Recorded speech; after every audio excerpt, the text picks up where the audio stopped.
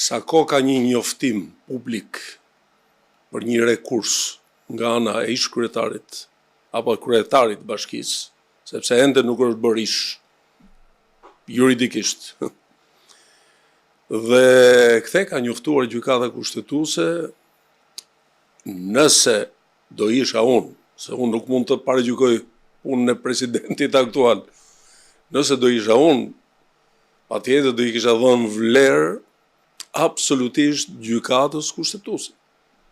Sepse në rast se unë do të veproja ndryshe, do të thotë që për çfarë kemi ndërtuar në gjykatën kushtetuese. Sepse gjykata kushtetuese është garanti institucional i mosmarrveshjeve që krijohen në këto interpretimin e kushtetutës. Pra, të gjitha kanë pranuar, për më tepër gjykata kushtetuese është pjesë e strukturës bazale që është miratuar me referendum kushtetues. Në rast se ne e evitojmë këtë, pra flas qëndrimim, nuk e di ç'bëhet, nuk e di ç'do ndodh, do ishte patjetër një veprim totalisht i papranueshëm. Edhe mbas shpalljes së lajmit pra nga gjykata kushtetuese, kryeministri një ditë më mbrapa i çon propozimin për vakancën e Tiranës.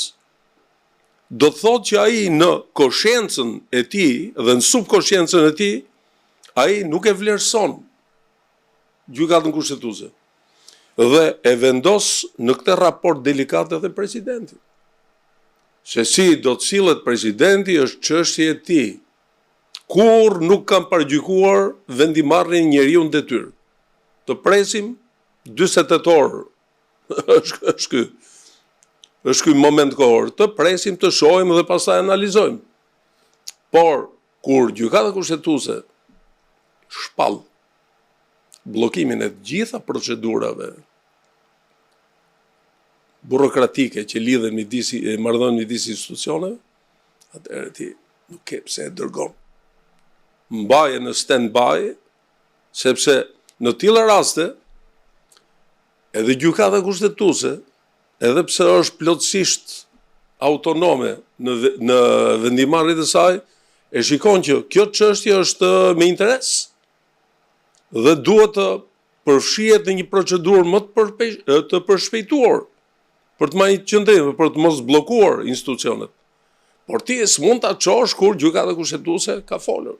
Dhe ky është një problem që lidhet me atë ndjesi që te kryeministri ka një ndjenjë omnipotence që i ka nën kontroll gjitha.